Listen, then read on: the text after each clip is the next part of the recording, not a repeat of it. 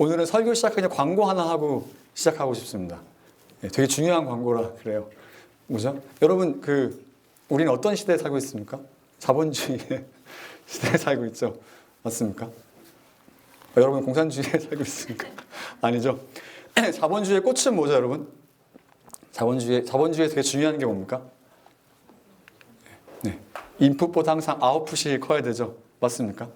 우리가 주식에 5불짜리 주식을 사면 우리가 뭘 바래요? 5불짜리 주식이 5불에 남아있기 원합니까? 마이너스가 돼요? 플러스가 되기 원합니까? 그쵸. 대답 잘하시네요. 그쵸. 다들 플러스가 되기 원하죠. 저는 신앙에도 사람들이 그렇게 생각한다고 생각합니다. 신앙도 우리는 되게 인풋을 작게 넣고 싶고 아웃풋을 되게 많이 갖고 싶어 하는 마음이 있어요. 아웃풋이 뭔지는 사람마다 다를 것 같습니다. 그런데 뭐죠? 제가 장담할 수 있는 몇 가지 안 되는 것 중에 하나가 이게 있습니다. 뭐죠? 좋은 신앙의 지름길은 없는 것 같습니다. 그리고 좋은 신앙에 이렇게 치링을 할 수 있는 방법도 없는 것 같아요. 이건 분명히 시간과 노력이 굉장히 필요하다고 생각합니다. 근데 우리가 이제 뭐라고 하죠?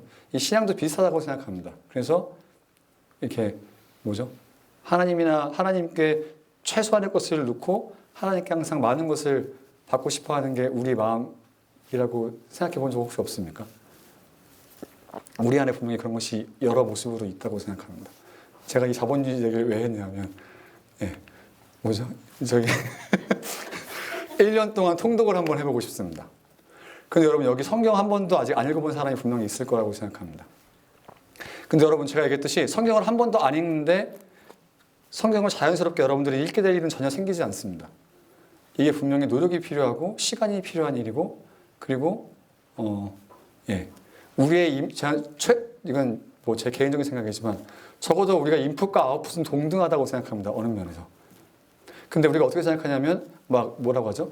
제가 제일 답답한 것 중에 하나는 뭐냐면 성경을 직접 읽는 시간보다 우리는 성경에 대해서 누가 설명해주고 누가 읽어주는 거에 시간을 더 많이 투자할 때가 많이 있다고 생각해 본 적 없으십니까, 여러분? 뭔가 유튜브에서 좋은 설교를 찾아 들어야지 내가 신앙이 성장할 것 같고 그 30분 시간 동안 내가 성경을 읽는 것보다 이 사람이 설명해 주는 게 훨씬 아웃풋이 클 거라고 생각하는데 저는 그거는 전혀 아니라고 생각합니다. 그래서 1년 동안 한번 시험을 해보고 싶습니다. 1년 동안 같이 성경을 읽어볼 겁니다. 그리고 시간은 조절될 수 있습니다. 여러분들 스케줄에 맞춰. 근데 저희가 같이 성경을 읽고 한 달에 한 번 모일 겁니다. 한 달에 한 번 모여서 또 같은 이야기를 할 거고 또 교제도 있습니다. 여러분들이 성경을 정말 잘 이해할 수 있게 한번 1년 동안 같이 통독을 해보고 싶은 겁니다. 그래서 여러분 어떻습니까? 관심이 막 여러분 표정은 잘 모르겠어요. 그런데 관심이 만약 있다면 시간은 조율될 수 있습니다. 근데 적어도 우리가 공동체로 한 달에 한 번은 모여서 그래서 성경은 혼자 읽는 것도 너무나 중요한데 혼자 읽는 것보다 같이 읽는 게 더 중요하다고 생각해요. 왜냐하면 여러분 성경을 보면 성경은 개인에게 쓰여진 책이 아닙니다. 그렇게 생각해 본 적 없습니까? 성경은 누구 한 사람한테 쓰여진 책은 아니에요. 그리고 이 성경은 공동체로 읽으라고 쓰여졌습니다. 그렇다고 한다면 이 작업을 같이 한번 해보고 싶습니다. 그래서 혹시 여러분 관심이 있다면 오늘 팸장에게 신청하십시오. 그래서 다음 주일날 저희가 오리엔테이션을 할 거예요. 그리고 시간을 정할 겁니다. 근데 이게 내가 얼마나 많은 사람을 받을 수 있을지는 장담을 못 하겠어요. 하지만 여러분 혹시 내년 1년 레졸루션 중에 성경 통독이 있다면 또 여태까지 성경을 한 번도 읽어보지 못했다면 그리고 성경 같이 읽어보고 싶은 마음이 있다면 여러분 어떻습니까? 제가 마지막 주에 하는 이유는 마지막 주라고 생각했던 이유는 제가 마지막 주에는 청년부 금요 모임이 없어요. 그러니까 아이네오가 있지 않습니까? 그러니까 여러분 금요일날 저녁 때는 여러분 시간을 보낼 수 있으니 혹시 괜찮으면 한번 생각해 보십시오. 그래서 팸장에게 지금 바로 신청하시면 약장수 같죠? 근데 이게 우리에게 주는 이익이 있을 거라고 생각합니다. 너무 기대되지 않습니까? 그래서 한번 여러분 같이 한번 신청해 주시면 감사하겠습니다. 지난주 본문 이어서 같이 보겠습니다. 저희 지난 시간에 여러분 뭐 했죠? 지난 시간에 저희가 하나님, 그리스도, 성령께서 무슨 일을 하셨는지를 저희가 볼 거라고 이야기했습니다. 지난주 말씀 기억납니까, 여러분? 지난주에 뭐 했죠? 지난주에 많은 사람들이 예수 믿으면 죄, 천국, 마음의 평안과 도움받을 수 있다고 생각하지만 이것은 지극히 우리가 받을 수 있는 일부분이라고 얘기했습니다. 그리고 많은 사람들이 예수님 믿으면서 이런 것에 관심을 갖는 이유는 뭐라고 했죠? 저희의 개인주의와 또 자아 중심적인 생각과 실용주의라고 이야기했습니다. 그런데 우리 성경에서 이야기하는 하나님의 뜻은 뭐였죠? 하나님의 뜻은 우리를 그리스도 안에서 사랑하셔서 신령한 복을 주시고 우리로 하여금 거룩하고 흠이 없는 삶을 살기 원하는 게 하나님께서 우리에게 원하시는 거라고 했습니다. 여러분 다 기억나시죠? 그렇죠? 다 너무 고맙습니다. 다 기억하고 있는 것 같습니다. 오늘은 뭘 볼 거냐? 저희 트리니티 알잖아요. 성부, 성자, 성령 다 알지 않습니까? 지난주는 하나님의 뜻을 알았으면 오늘은 저희가 예수님과 성령님의 뜻이 뭔지 알고 싶습니다. 너무 궁금하지 않습니까? 많은 사람들이 우리에게 이렇게 얘기하잖아요. 예수님께서 여러분들에게 원하시는 것은 이겁니다. 예수님께서 여러분들에게 이렇게 하셨어요. 성령님이 여러분들에게 원하시는 것은 이겁니다. 라고 얘기하지만 막상 그것이 말씀에 있는지 없는지 우리는 확인해 볼 생각이 잘 없어요. 근데 오늘은 저희가 말씀을 보면서 도대체 예수님께서 우리에게 뭘 하셨는지, 예수님께서 우리에게 무엇을 원하시는지, 성령님께서 우리에게 무엇을 하셨고 우리에게 무엇을 원하시는지를 보겠습니다. 제가 이 얘기를 계속 하는 이유는 뭐죠? 삶이 별로 다르지 않습니다, 여러분. 삶의 모습들이 다르고 고민들이 다른 것 같지만 크게 추정하면 별로 다르지 않아요. 학생 때는 좋은 성적과 좋은 직장을 고민하고 취업을 고민하고 취업하면 이직과 연애와 결혼을 고민하죠. 그리고 결혼하면 뭘 고민합니까? 집은 언제 사야 되고 어디 사야 되고 차는 뭘 사야 되고 애들 교육은 어떻게 해야 되나 고민을 합니다. 그렇죠? 그리고 애들 잘하면 애들 고민 안 할 것 같아요? 애들을 어느 학군으로 보내고 어느 교육을 시켜야 애가 좋은 삶을 살 수 있을까 고민합니다. 그러면서 또 우리가 어떤 고민을 해요? 노후에는 어떻게 살아야 되지라는 고민을 합니다. 근데 이 고민은 누구나 다 하는 고민이라고 이야기했어요. 예수님께서도 세상 사람도 다 하는 고민이라고 했습니다. 그런데 성경은 우리에게 이런 고민들은 잠깐 내려놔도 괜찮다라고 계속 이야기합니다.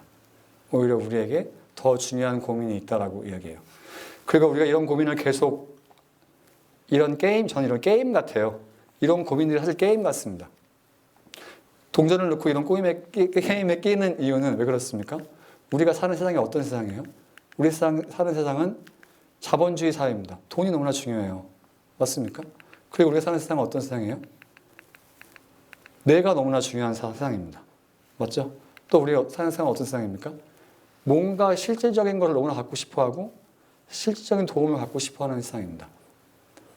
그런데 성경은 이런 거에 조금 관심이 덜한 것 같아요. 그리고 우리에게 이런 것들을 뛰어넘어 좀 더 좋은 것이 있다라고 계속 이야기합니다. 그 얘기를 계속 하고 있는 겁니다.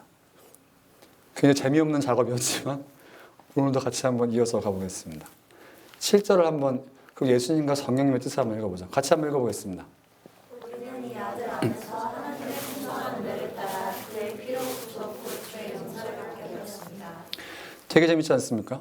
앞에서 얘기했던 예수님의 뜻에 예수님께서 뭐 하셨어요? 라고 했을 때 이렇게 사도 바울이 이런 것을 이야기할 것 같지만 사도 바울이 생각할 때 예수님께서 하신 가장 중요한 일은 이겁니다. 그의 예수님의 피로 우리가 죄 용서를 받았다라고 이야기합니다.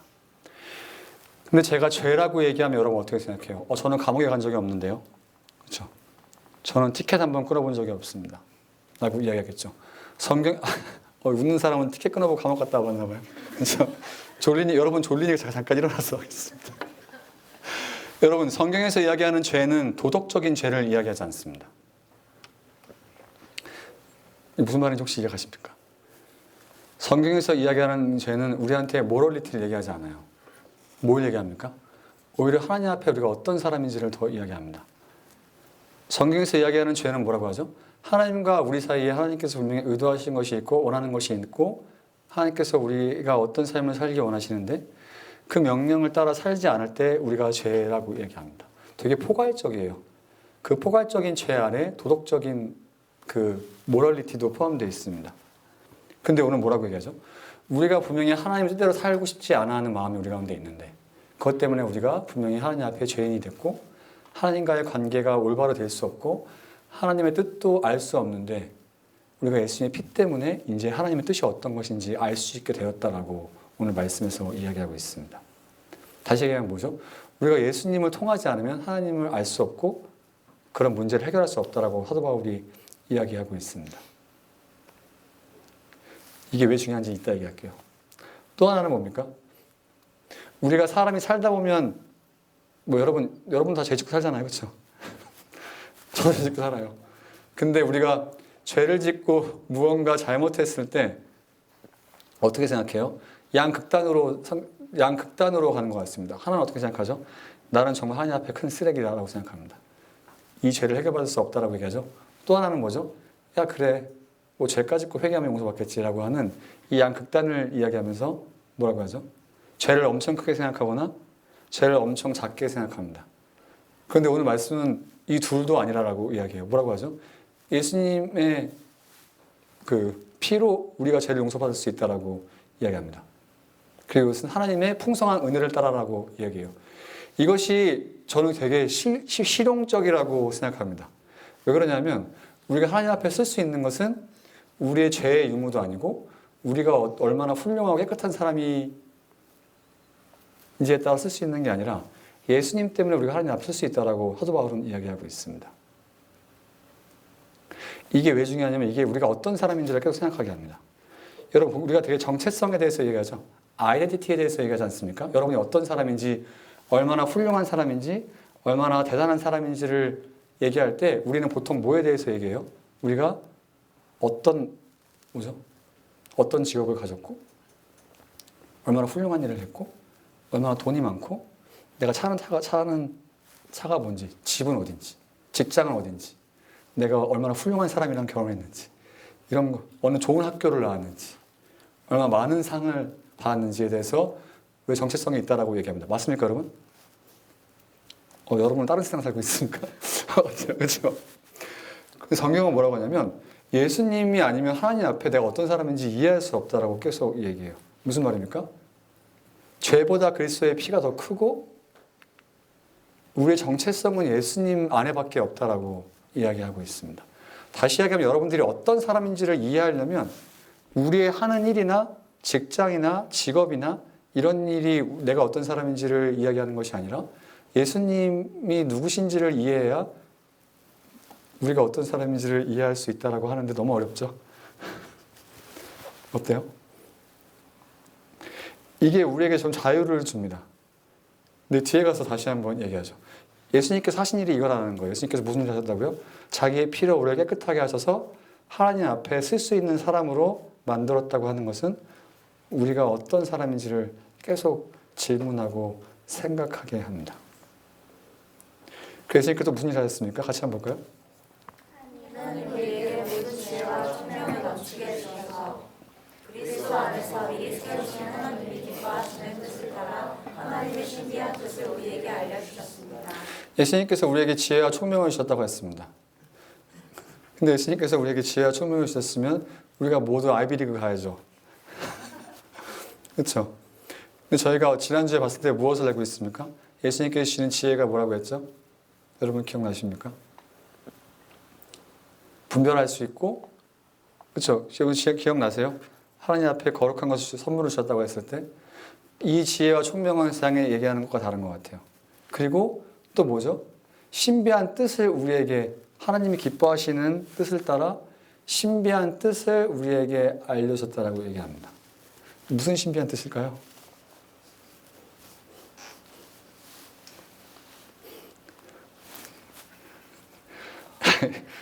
이 말은 10절을 향해 달려갑니다. 10절 한번 읽어볼까요? 하나님의 계획은 때가 차면 하늘과 땅에 있는 모든 것을 그리스도 안에서 그분의 머리로 하여 통일시킬 것입니다. 남북 통일 같죠? 그렇죠? 하늘과 땅에 있는 것을 무언가 하나로 만든다라고 얘기합니다. 맞습니까? 맞나요? 무슨 말일까요? 도대체 이건 무슨 말입니까? 그런데 우리는 이 프레이즈가 어디서 나왔는지 잘 알고 있어요. 여러분, 하늘의 뜻이 어디서 이루어져야 됩니까? 어디서 나오는 겁니까? 주기도문에서 나온 내용이죠. 이게 어떻게 이루어질까요? 11절 한번 보겠습니다. 하나님은 그리스도 안에서 우리를 성숙적으로 삼으셨습니다. 이것은 모든 것을 자기의 원하시는 뜻대로 행하시는 분의 계획에 따라 미리 정해드립니다. 우리로 하여금 하나님을 그리스도에서 우리를 하나님의 상속자라고 얘기했습니다. 여러분 상속이 뭔지 알죠? 누구에게 받는 겁니다. 여러분들이 뭐 받았어요? 예수님 안에서?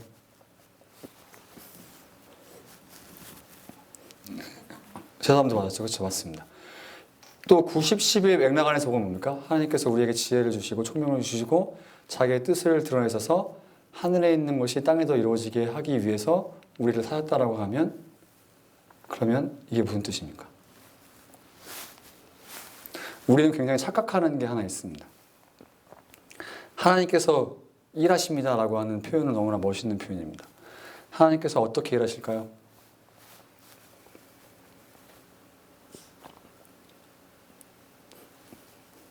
제가 성호 형제에게 미안합니다. 성호 형제.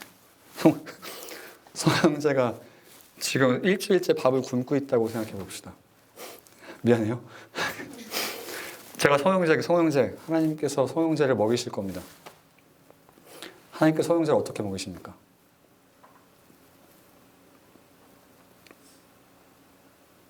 제가 어려운 얘기 했습니까? 성호 형제, 하나님께서 성호 형제 굶고 있는 걸 알고 계세요. 성호 형제 하나님께서 먹이실 겁니다. 저는 그 말씀을 믿어요. 성호 형제도 믿죠? 그럼 하나님께서 이제 어떻게 일하십니까? 그렇죠? 누구 통해서 일하십니까? 누가 성호 형제에게 먹을 걸 줘야 되죠?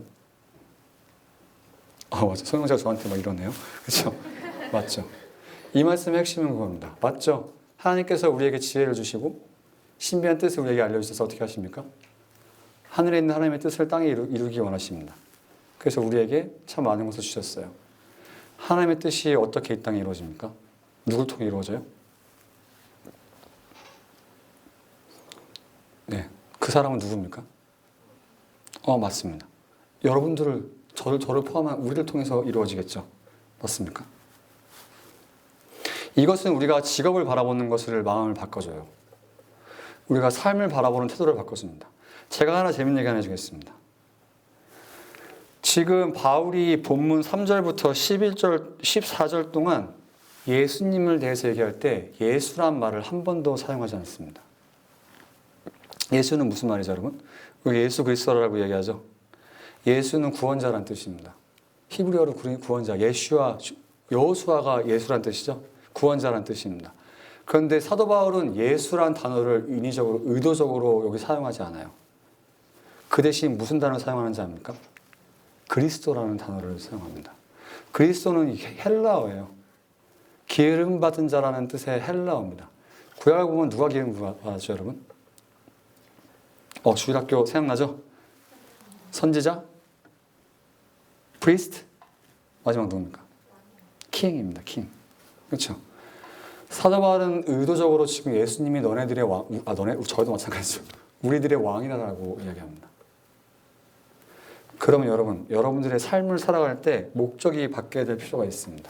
정확하면 무슨 말이죠? 여러분들이 지금 있는 곳은 하나님께서 여러분들을 사용하기 위해서 여러분들을 거기 두신 것이 맞다라고 생각하는 게 성경적입니다. 많은 사람들은 어떻게 고민해요? 내가 어떻게 하면 내 경력을 위해서 직업을 점프할 수 있을까? 내 연봉을 한번 높이기 위해서 도망갈 수 있을까? 고민을 하지만 예수님은 별로 거기에 관심이 없을 확률이 높습니다.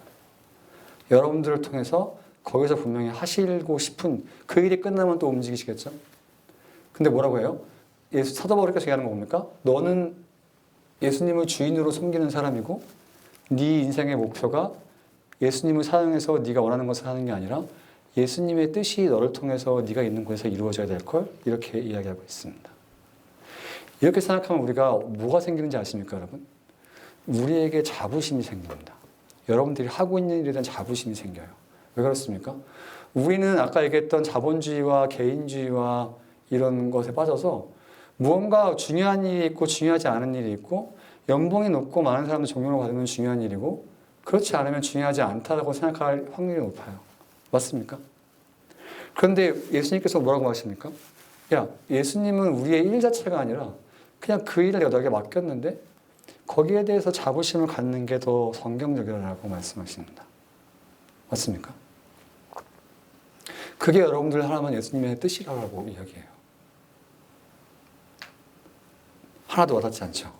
근데 어떻게 얘기합니까? 성경에서는 이렇게 얘기해요.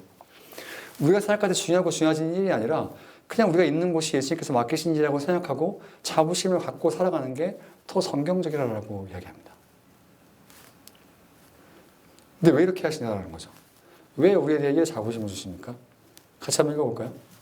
그것은 그리스도께 먼저 소망을 두고 하는 하나님의 영광을 찬미하는 사람이 되게 하시는 것입니다. 이 말씀 여러분 7절에서 봤었어요. 6절에도 봤었어요. 뭡니까? 하나님을 찬양하게 하기 위해서라고 또 이야기합니다. 그러면 지금까지 예수님께서 우리를 통해서 하신 일이 지금까지 정리가 되죠. 뭡니까? 죄의 문제가 해결해서 우리가 하나님 앞에 나아갈 수 있게 하고 그래서 우리 정체성을 회복시켜 주시고 또 뭡니까?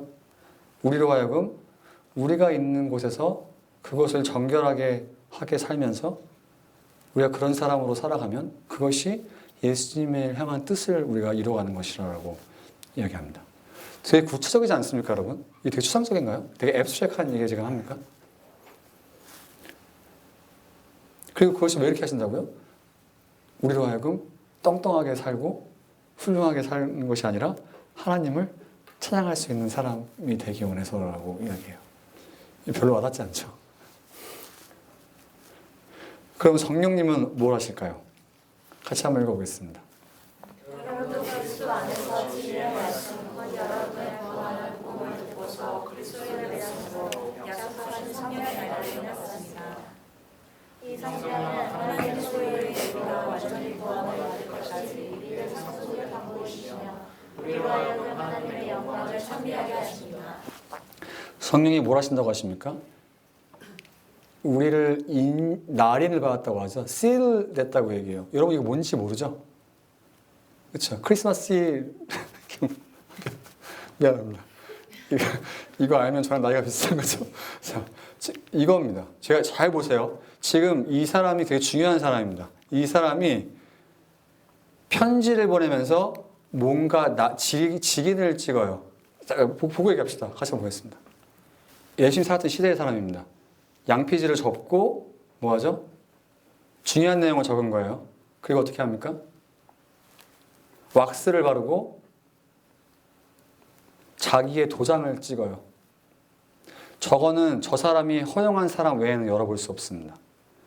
저 사람 군인이 편지를 받고 길을 가요. 저 사람은 절대 저 편지를 열어볼 수 없습니다. 허용되지 않아요. 이 사람이 말을 타고 긴 거리를 가서 어떻게 하는지 봅시다.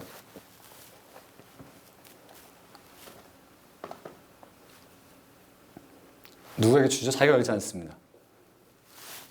이 사람은 이제 편지를 전달하는 사람의 종이에요. 이 사람에게 편지를 전달합니다. 시일이 상하지 않았어요. 상했다면 이 사람이 중간에 열어본 것이 됩니다. 상하지 않았죠? 열어보고 이 편지를 종이에 읽고 누구에게 주는지 보겠습니다. 자기 주인을 깨웁니다. 자고 있죠? 게으르네요. 그렇죠? 이게 무슨 뜻인 것 같습니까, 여러분? 예수님이 우리 안에 계시면 누구도 우리를 어떻게 할 수가 없습니다.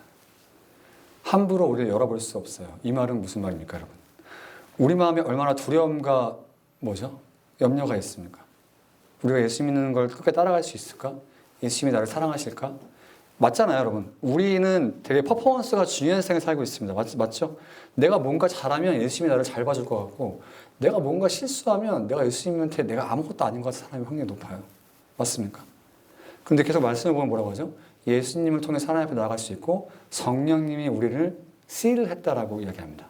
이것은 누구도 하나님 앞에서 우리가 어떤 사람인지를 좌지우지할 수 없다라고 얘기해요. 이것이 우리에게 주는 자존감이 있습니다.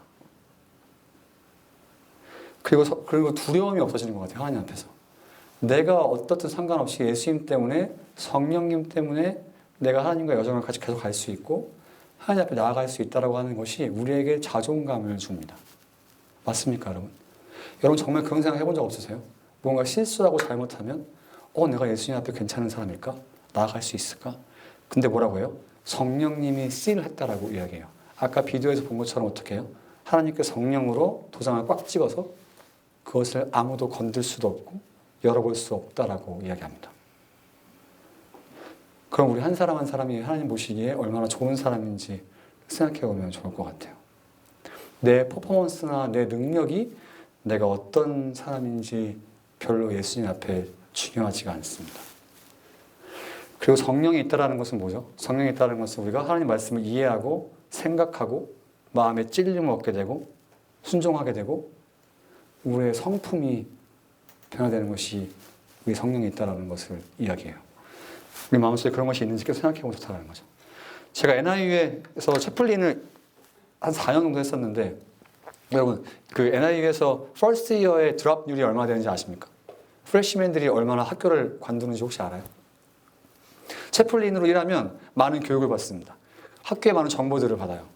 제 기억이 맞다면 2017년에 프레시맨, NIU의 프레시맨 중에 드랍아웃 하는 사람이 30%에서 40% 사이였습니다. 근데 왜 그런지 알아요, 여러분? 왜 그럴 것 같으십니까? 그래서 여러분, 뭔가, 뭐라고 했죠? 네? 비싸서. 틀렸습니다. 적어도 좋은 학교 갔으면 여러분, 자기 동네에서는 다 한가닥 했을 친구들 아니에요? 맞습니까? 한가닥 하는 사람을 다 모아놨는데 못 따라가겠는 거예요. 그렇죠? 나 적어도 우리 동네에서 달라스에서 학교에서 막 1, 2등 했는데 근데 NIU 가보니까 여기는 전국에서 날던 애들이 와서 싸우고 있습니다. 수업도 못 따라가겠어요. 죽겠습니다. 그래서 우울증 걸리는 학생도 진짜 많이 봤습니다. 근데 우리 신앙생활도 별로 다르지 않을걸요, 여러분? 우리 신앙생활도 우리가 어떤 사람인지에 따라서 예수님 앞에 우리가 갖는 생각이 되게 달라요. 그런데 성경은 뭐라고 합니까? 별로 그게 중요하지 않을걸이라고 얘기합니다. 네 자존감과 자신감은 네가 어떤 사람인지에 달린 게 아니라 예수님과 성령님 앞에 네가 어떤 사람인지에 달렸다라고 이야기합니다. 근데 여러분 이 문제는 정말 중요해요. 왜냐하면 여러분이 인생을 살아가면서 누군가 끊임없이 비교할 일이 생길 겁니다. 안 그렇습니까? 당장 여러분 같은 학교 다니는 친구들과도 성적 비교하잖아요. 안 그래요? 우리 가운데는 안 그렇습니까? 우리 가운데 직장 가지고 비교하는 사람 없어요? 누가 어떤 차를 타는지에 따라서 비교하는 사람 없습니까? 누가 어느 집에 사는지, 누가 어느 아파트에 사는지, 누가 어떤 옷을 입는지에 따라서 여러분 우리 자존감이 달라지지 않습니까? 근데 그런 걸로 별로 고민할 필요가 없다라고 성경은 이야기해요. 왜 그렇습니까? 우리가 어떤 가치가 있는 사람인지는 성령님 안에 있다라고 이야기합니다. 그러면 성령께서 왜 이렇게 우리에게 자존감과 자신감을 주실까요? 왜 그러실까요? 네. 없네요. 네, 읽어줘야 되는데. 이것도 우리로 하여금 어떻게 합니까? 같이 한번 읽어볼까요? 이 성령은 하나님의 소유를 우리가 완전히 구원받을 때까지 하나님의 소유를 보이시며 우리로 하여금 하나님의 영광을 찬양하게 하십니다. 또 뭐라고 나옵니까? 찬미하게 하기 위해서라고. 하나님을 찬양하기 위해서라고 이야기합니다. 다 똑같죠? 하나님이 하나님의 뜻을 정하시고 우리로 하여금 성결하게 삶을 원하시게 하는 이유는 우리로 하여금 하나님을 찬양하게 하기 위해서입니다. 예수께서 그리스도의 피로 우리를 깨끗하게 하시고 우리로 하여금 자신감을 갖고 정체성을 갖고 삶을 살 수 있게 하시는 이유는 우리가 하나님을 찬양하기 위해서예요. 성령께서 뭡니까? 우리로 하여금 하나님 안에서 안정을 갖고 자존감을 갖고 살아갈 수 있게 하시는 이유는 뭡니까? 하나님을 찬양하게 하기 위해서입니다. 이게 우리 인생의 목적이라고 계속 이야기합니다. 별로 원하지 않을 수도 있죠. 그렇죠? 정리 한번 해보죠. 네. 뭡니까?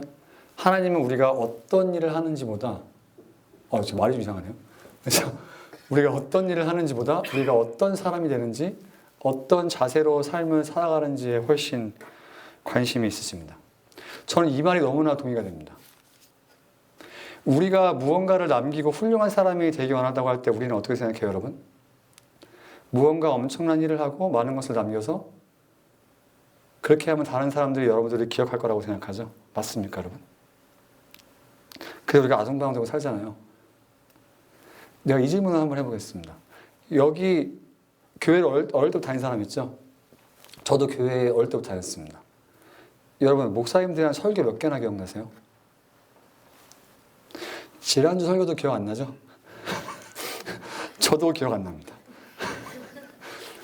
제가 42년 동안 교회 다니면서 정말 수천 편의 설교를 들었지만 제 손에 남는 설교는 5편도 안 되는 것 같아요. 솔직하게 얘기하는 겁니다.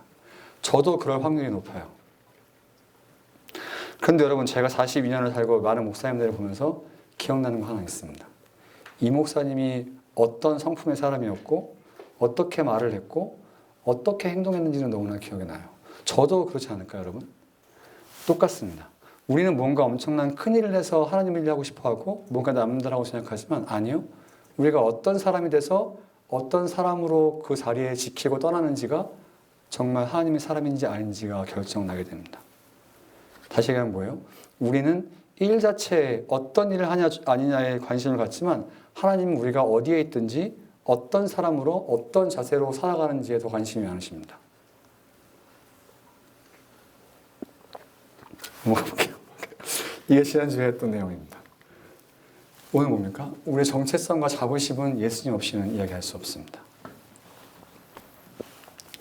우리의 자존감도 성령님을 빼놓고는 이야기할 수 없습니다. 그리고 뭐예요? 삶의 목표는 여러분, 뭐가 이상하네요. 저 벌써 이렇게 써졌죠? 크리스마스 스피릿인가요? 우리의 삶의 목표는 미안합니다. 삶의 목표는 하나님을 찬양하는 겁니다. 여러분, 직장이 여러분들이 어떤 사람인지 얼마나 가치 있는 사람인지 결정하지 않습니다. 연애의 유무, 결혼의 유무가 여러분들이 어떤 사람인지 결정하지 않아요. 여러분들이 좋은 직장을 가졌든 좋은 직장을 가지지 못했든 이건 상대적이죠. 여러분들이 결혼을 했던 결혼을 하지 못했던 연애를 했던 하지 않았던 그것이 여러분들이 훌륭하고 성공한 인생을 사는 것을 결정하지 않습니다. 여러분들이 좋은 직장이 아니라고 해서 여러분들이 연애를 하지 못한다고 해서 여러분들이 결혼을 하지 못했다고 해서 여러분들이 훌륭한 삶을 살고 있지 않은 건 아니에요. 연초에는 연애와 결혼 이야기를 한번 해보고 싶습니다. 근데 내가 충격적인 얘기 하나 해줄까요? 성경은 결혼하면 좋지만 성경에서 얘기하는 건 그래 결혼해도 좋아. 그런데 결혼 안 하는 게 더 좋다라고 이야기합니다. 그리고 여러분, 우리는 지금 결혼하지 않고 이 땅에서 결혼하지 않아도 나중에 다 거쳐서 결혼하게 됩니다. 이거 성경적입니다. 우리가 누구랑 결혼합니까? 맞습니다. 성경에서 계속 얘기하는 게 뭐죠? 우리는 예수 그리스도의 거룩한 신부라라고 이야기합니다. 우리는 평생 싱글로 살아도 괜찮아요. 전혀 비성경적인 것이 아닙니다. 그러니까 여러분, 거기에 목숨 걸지 마십시오. 거기에 여러분들의 인생의 가치가 있지 않습니다. 직장도 마찬가지입니다. 여러분, 우리 언젠가 다 좋은 일 하게 될 겁니다. 누가복음 22장 보면 뭐라고 얘기하는지 압니까? 제자들에게 내가 너희들을 12고을을 다스리게 하겠다라고 예수님께서 말씀하세요. 뭡니까? 천국 가면 놀 것 같죠? 여러분, 천국 가서 일해야 돼요. 더 좋은 일을 같이 예수님과 할 겁니다. 여기 있는 일은 잠깐 맛보기에 불과해요. 이것이 우리에게 얼마나 큰 소망을 주는지 여러분 아십니까? 그러니까 자꾸 여러분 인생에 속지 마십시오. 사람들이 여러분들에게 얘기할 겁니다. 너 지금 몇 살인데 아직 결혼 못했어? 너 연애 못하고 있어? 이런 거 하나도 중요하지 않습니다. 너 연봉이 그거밖에 안 돼? 네 일이 그거밖에 안 돼? 별로 예수님한테 중요한 게 아닙니다. 여러분의 청춘을 연애와 결혼과 직장에 낭비하지 마십시오. 아무 의미가 없을 수도 있습니다. 제가 뉴욕에서 백수로 살았습니다. 근데 그냥 백수 산 게 아니에요. 근데 이 얘기를 아는 분도 있을 겁니다. 되게 부끄러운 얘기예요. 제가 OPT를 구하는 중에 아버님께서 돌아가셨습니다.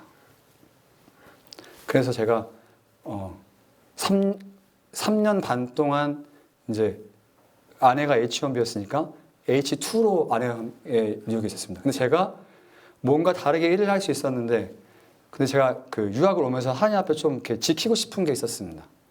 그래서 제가 교회에서 3년 반 동안 일을 하면서 돈을 받지 않았어요. 근데 여러분, 뉴욕 가본 사람 알죠? 그때 저희 아내가 그 한 달에 3,000불로 살았습니다. 맨하탄에서. 근데 여러분,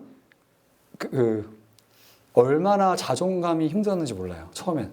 왜냐 뭐 얻었습니까? 석사를 했습니다. 나도 공부 되게 오래 했어요. 그렇죠?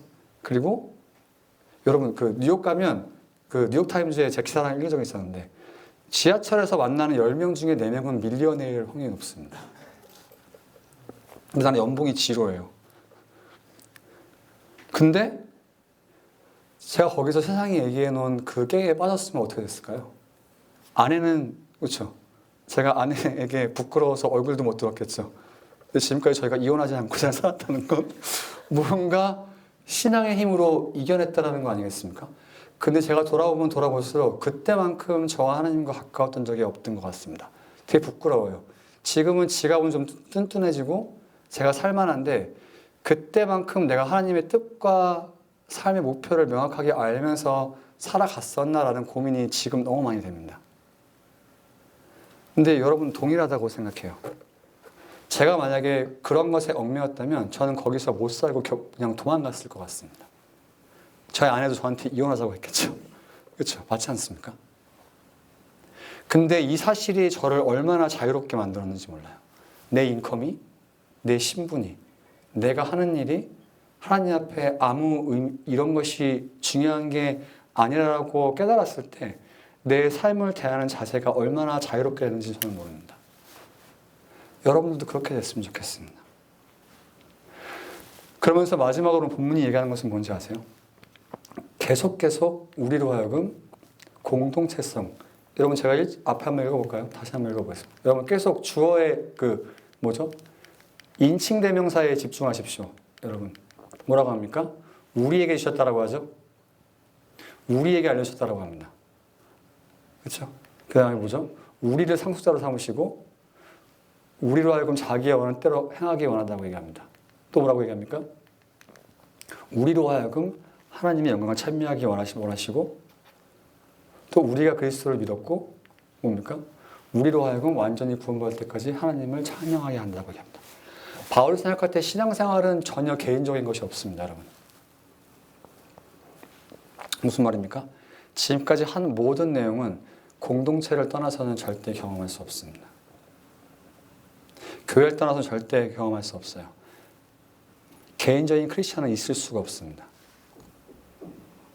제가 여러분 인생의 제일 좋은 순간은 언제였습니까? 생각해보면 다시 돌아가고 싶고 너무 정말 그 순간을 지키고 싶었던 순간은 어디예요? 저는 코로나 때입니다. 부끄러운 얘기입니다.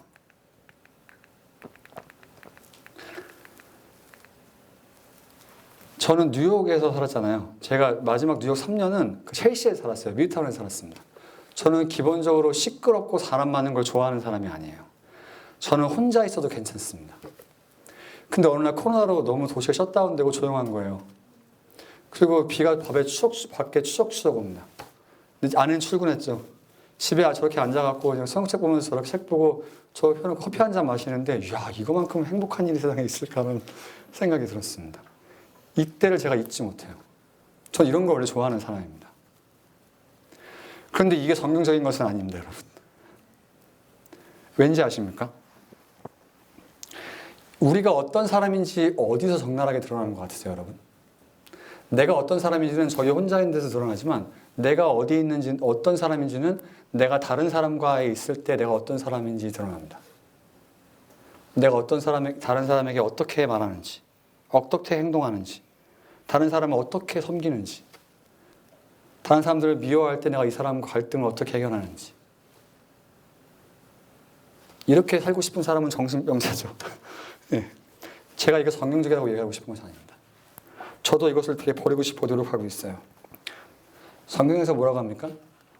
너희가 저렇게 말씀 연구를 열심히 할 때 내 제자인 줄 알지라라고 얘기하는지 아세요? 저렇게 공부를 열심히 할 때, 성경책을 많이 볼 때, 너희가 헌금을 많이 할 때, 너희가 교회 일을 많이 할 때 내 제자인 줄 알리라라고 얘기합니까? 어떻게 얘기하죠? 너희가 뭐 할 때 내 제자인 줄 안다라고 얘기하죠? 너희가 서로 사랑할 때 내 제자인 줄 알리라라고 얘기합니다. 이 사랑은 남녀간의 사랑을 얘기하는 건 아니에요.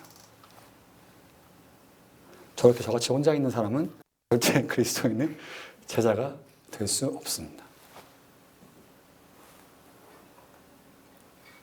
정리하죠. 너무 재미없죠. 정리했으면 좋겠습니다. 우리가 어떤 삶을 살아야 됩니까, 여러분?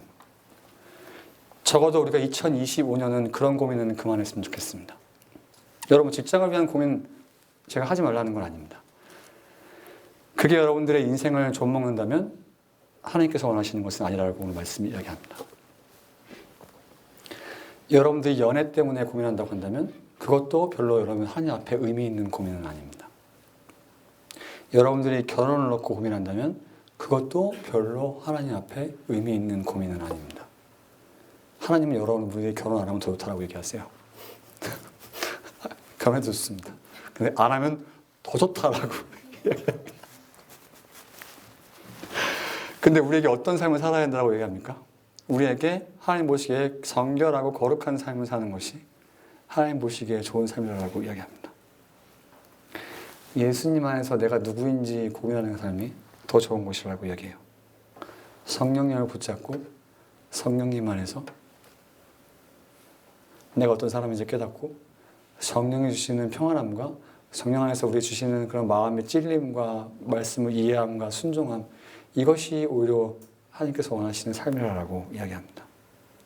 근데 결론적으로 뭐라고 합니까? 이것은 교회를 떠나서는, 공동체를 떠나서는 여러분들이 내가 절대 경험할 수 없다라고 이야기하고 있습니다. 너무 싫죠? 근데 여러분 기대되지 않습니까? 저 너무 기대돼요. 우리가 만약에 이 말씀을 붙잡고 한번 내년을 살아본다면, 얘기했잖아요, 여러분. 직장과 연애와 그런 결혼은, 그런 고민은 세상도 합니다. 그런데 우리가 이런 고민을 잠깐 맡겨놓고 하나님 말씀 앞에 한번 순종해 본다면 여러분들의 인생이 어떻게, 여러분 안 궁금하십니까? 되게 기대되지 않습니까? 저만 기대되나요? 예, 그렇게 한번 살아보겠습니다. 기도했으면 좋겠습니다. 여러분 어떻습니까? 오늘 나타난 하나님의 뜻은 너무나 명확하죠. 성령님의 뜻은 너무나 명확합니다. 그럼 여러분들이 갖고 있는 고민들은 잠깐 내려놓고, 삶의 목표는 잠깐 내려놓고, 하나님, 내가 하나님 앞에 이런 삶을 한번 살아갔으면 좋겠습니다. 정결한 삶을 살고, 내가 있는 것이 예수님이 주신 것이라는 것을 믿고 살아가고, 또 내가 어떤 사람인지를 성령님 안에서 이해하는 그런 삶을 살아보고 싶습니다. 라고 기도해봤으면 좋겠습니다. 하나님, 내가 그거를 공동체 안에서 경험했으면 좋겠습니다. 그때 예수님께서 나의 삶을 어떻게 바꾸시는지를 한번 경험하고 싶다라고 결단하면서 기도했으면 좋겠습니다. 여러분, 소리내도 괜찮고 조용히 기도해도 괜찮습니다. 잠깐 여러분 같이 기도하겠습니다. 기도할까요?